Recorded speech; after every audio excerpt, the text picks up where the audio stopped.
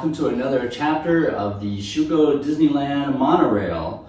Today we're going to talk about a very unusual set that Schuco made, and you'll be familiar with it. It's the S set, but what makes this one that I'm going to show you unusual is this is one of the very first ones that came out. So this would have been 1962 when they developed the S set. In 1961 they did the G set, 1962 they did the S set. So the first one, how do you know that it's the first one? We're going to take a look at it. I have actually the first one that's right here and the one that you normally see over on this side. So I'm going to lift them both up. And the first thing you're going to notice is this one on my left. The graphic's much different. It doesn't have the picture of the switches and the layouts you can make. And here's what I think happened, and I'm speculating, I don't know this is for sure, but I have a feeling that when Schuco started producing this, they had designed the graphic that they were going to put on it, but it wasn't printed yet. So this is actually a lid from the G set. You can tell it's a real thick cardboard as compared to the one later, which is just a thin paper.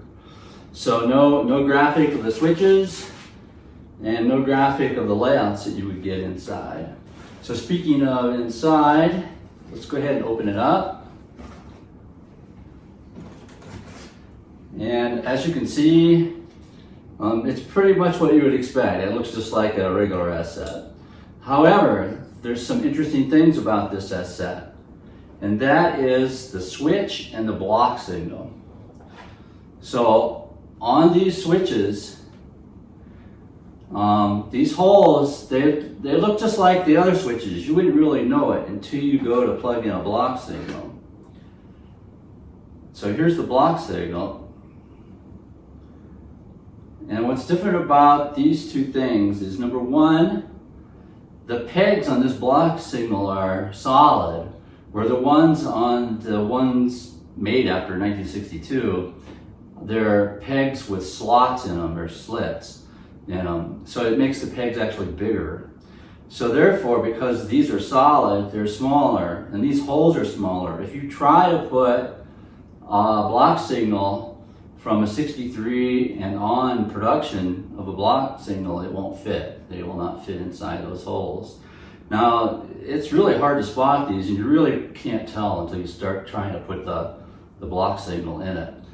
I've been doing this for almost 30 years, and I say I have seen about four of these. And so you don't see them very often.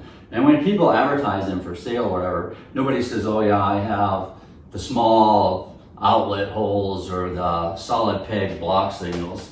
If you're looking for that, you'd have to ask, and I think you're going to have a hard time finding them. So this really makes this set unique, and everything works the same. But again, one of those unusual things with the Schuco Disneyland Monorail. Thanks for watching.